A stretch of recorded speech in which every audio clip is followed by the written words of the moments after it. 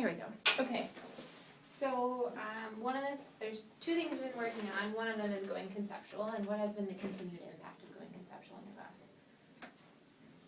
Just increased participation and connections to the content that make it easier to understand.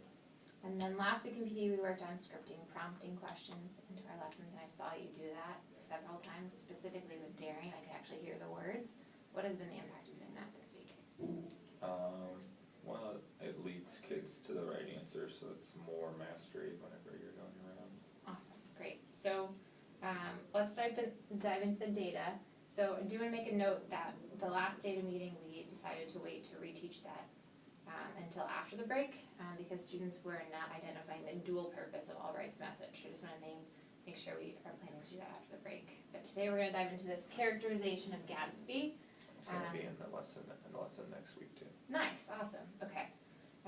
The dual purpose thing, I think we're onto something there, but before we dive into the student work for this Gatsby, I'm going to talk through your exemplar with me. I have it right here. So what are the keys to the exemplar? Sorry, you can ignore my notes. Well, I think generally there's two parts to the exemplar. You have the part where it's at the beginning where it's answering question 1 about Gatsby's background, and then question 2 is, or then the end of it is talking about how he's overly ambitious, and really makes the connection between how his past makes him overly ambitious. Awesome, and so correct me if I'm wrong, my understanding is that kids could name it in like one statement where they talked about his humble beginnings and his being over ambitious, or they could have named it separately and that was okay. Yep. Okay, perfect. So if we had to do it in one sentence, what would be the exemplar? Name it. I have one. I'm going to see how similar it is to yours. One sentence would probably be by giving background information to describe the transformation of Gatsby from a poor farmer to a wealthy elite. Fitzgerald uses, well, I would change the order of what I'm saying, but Fitzgerald uses peripheral narration. So Fitzgerald uses peripheral narration to describe how Gatsby has transformed from being a poor farmer to be, well, no, Fitzgerald uses peripheral narration to explain how Gatsby, due to his overly ambitious nature, has transformed from a poor farmer to a wealthy New York elite. Awesome. I do think you really nailed home the peripheral narrator and what that means and implications of that, and that too now that was a solid choice for a warm-up. It was really great, by the way, nothing aside. So I wrote, mine is way less of a complex sentence, but in The Great Gatsby, by Fitzgerald, the peripheral narrator, Nick, reveals that Gatsby comes from humble beginnings, but that Gatsby changes this narrative and loves any attention, good or bad, because he is overly ambitious. Would that also meet? Okay. So,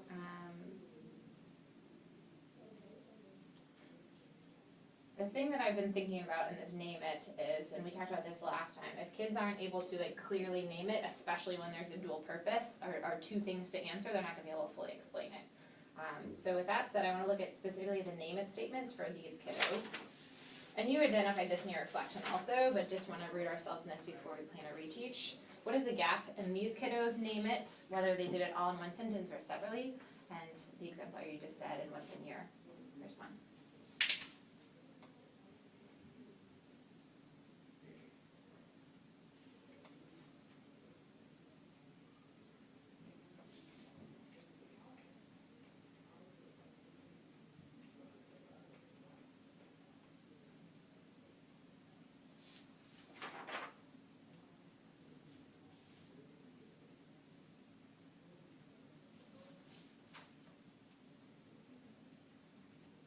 And I've talked about, well, they will, and this is really more of my fault because I gave them a sentence frame that doesn't necessarily have a two-part deal. I know it's your sentence frame, but I don't think that's like your fault. I think had they like really internalize that prompt, they would have. Yeah. So in this case, like this is a little bit different than that prompt we looked at, the Unit 2 assessment. Unit 2 assessment, you had to like infer and know that there was like a dual purpose, and this one explicitly It asked tells 2 you. questions. Right. And so what is the gap that you see in those kiddos? Well, they just said that he's overly ambitious. Right, and so what is the biggest gap then we can close with the kiddos? They don't have the transformation of, they don't explain how how his background impacts his character. Exactly, and I took it even more broad, and I said in their name it, students are not addressing both parts of the prompt. Yep. So let's write that down on our, where to go, this guy here, that's the thing we wanna address, and we're gonna keep that in mind whenever we plan the reteach.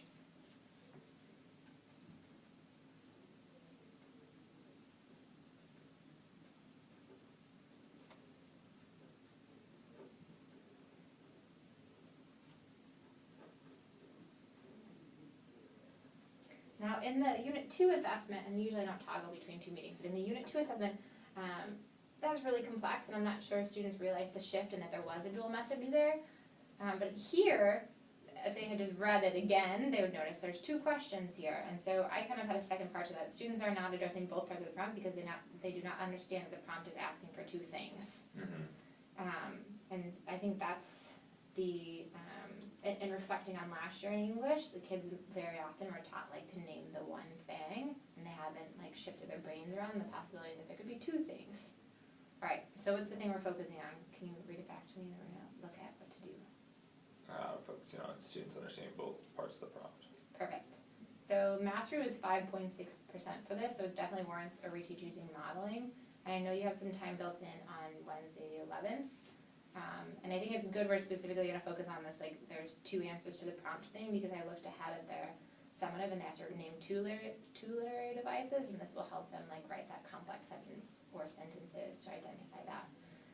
So you could model how to annotate this prompt and note that it's 2, like there's 2 answers to this, and then I was wondering, what is the prompt for 314? Were you leaving it open based upon what we talked about? I pulled up the grids too. I know you had to tweak it to fit it in before break. So this would be technically the week 4, day 4 in the grids.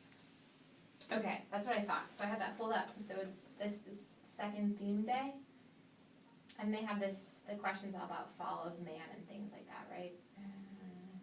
Yep. This is. Yep. Yep. This is what I was looking at. Perfect. So I guess I should also say that I am not using the PBA exactly as Right, it's- and I knew that. So we're gonna have to make Okay. a different prompt for this day, and I think it's especially important if you're going to model for them how to annotate this prompt and show that there should be like 2 things in your name it, to like make a prompt where they have to do 2 things in their name it. Yeah, so the day before we have symbolism I and have that pulled up. Imagery. imagery. I have it So, right here if it helps. This guy? yeah, he's one in order to characterize that following that's who. Yeah, and then let me go down, is there anything else? Conceptual stamp and then day 3. Yeah, but that exit ticket is that day. You might have done it on a separate, sometimes you do it on a separate thing. It is on this, yeah, it's separate. Okay. Sorry, I looked at the wrong spot. I do think we're onto something though with this, like when there's 2 answers or like a dual purpose or something, and they've never been taught that before explicitly. Yeah, so the prompt on that day just says, what does Fitzgerald argue in the final passage? That's mostly about water imagery. They could also talk about the green light, which I don't really expect them to do though. So then on this day day after that, I guess we could talk about, does it matter that it's 2 literary devices, it matters that it's 2 like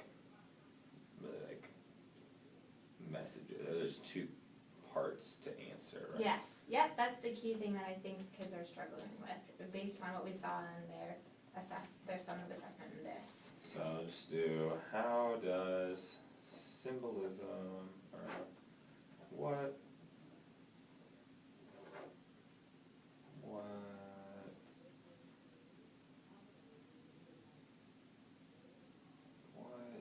ideas are about the fall of man and the American dream? What ideas of fall, man, and dream are revealed through symbolism? Great, because then they're gonna have to identify, they're gonna have to talk about both. Yeah, so then the day before, it was just explicitly about the American dream. We can bring that back to Fall Man, and that also helps me because, can you go back to that packet if it's up there? Sure. Because the point of this day anyway was to try to get them ready for, if you keep going down, to do this pre-writing. And so, and that's where the dual things, if you go down to, like we have like the double thesis, but then there's body paragraphs, and then I'm giving them a little bit more, if you keep going down. So they'll get more, we've written prompts on all of these different things. I like it. And so they'll be able to pick, and they'll, at least from that week, already have 2 things just from that week that they can pick from to help them outline their paper. Perfect. So for this day, the model, you should be modeling how to annotate this and like some kind of annotation so they know like 2 things or something like that, and then how to write a name it statement. So that way when they're answering this prompt, they can do that. Sound good? Okay. One other thing I noticed you said, also in your reflection, you said, it's also surprising that many students did not use the evidence that was either highlighted or in their packets in the stop and chat. I don't think they're making the connection that those breadcrumbs lead to the exit ticket, which they should be, but it might just be as simple as like explicitly naming it a few times in class. Like this is what you should include in your exit ticket. Yeah, no, I think so. So with the first period today, who wrote full paragraphs, when we broke down the prompt into because it was part of the lesson, but I skipped it in 2 of these classes, so. And we did like 1 and 2 and said how do you answer question 1, I answer question 2, and then I put in parentheses, where should you look in your packet to find it? And that created a lot more connection between what we did on Monday to what we did today. Awesome. Okay, so for when you reteach this next Wednesday next Tuesday, I don't want to do a follow-up dating meeting for it just because we're going right into the break, but I would like to see updated mastery, specifically on whether the kids named the dual